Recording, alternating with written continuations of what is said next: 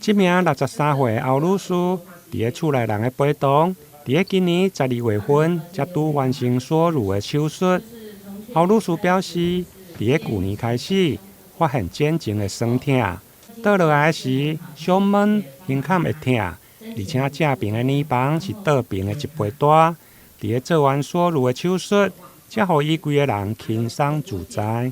从去年开始，就是肩颈跟胸部这边会痛，然后我不能平躺，我平躺的话我会胸闷、胸痛。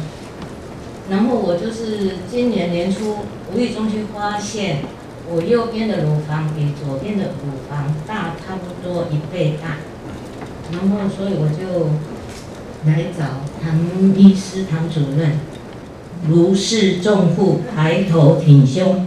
以前就是驼背，真的是要驼背，就是爱鼓鼓。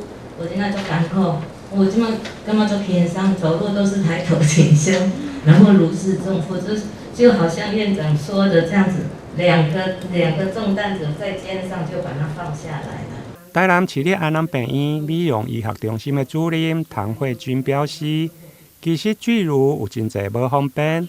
包括身体负担、运动的晃动、内衫无好买等生活困扰。不过做所乳的手术，上重要的要注意血肿的问题。巨乳症它会造成患者很大的生活上的不方便，比如说他在一直觉得胸前的负担很重，甚至躺下来的时候觉得呼吸有点喘不过气来的感觉。那还有就是他会因为长期沉重的负担，所以他的颈部、然后背部、肩部都会觉得很痛。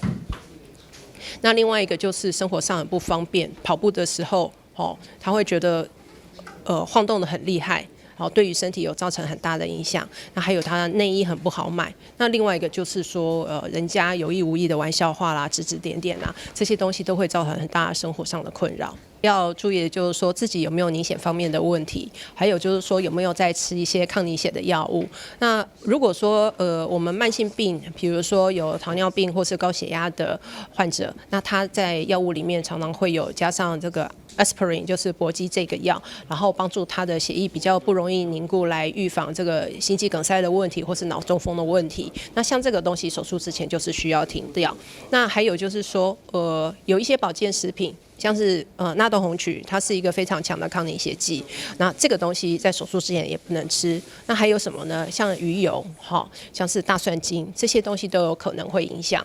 那甚至有一些像钙片，那钙片因为有一些钙片它的组合有很多不一样，有些是葡萄糖钙啦，有些是藻酸钙啦，有一些是柠檬酸钙啦。那像这一些不同的东西，它都可能会对凝血造成大大小小不等的影响。所以最好的方法就是因为每一种健康食品它的成分还有赋形剂都不一样，所以我会比较建议说，大概手术之前1到2个礼拜就先停。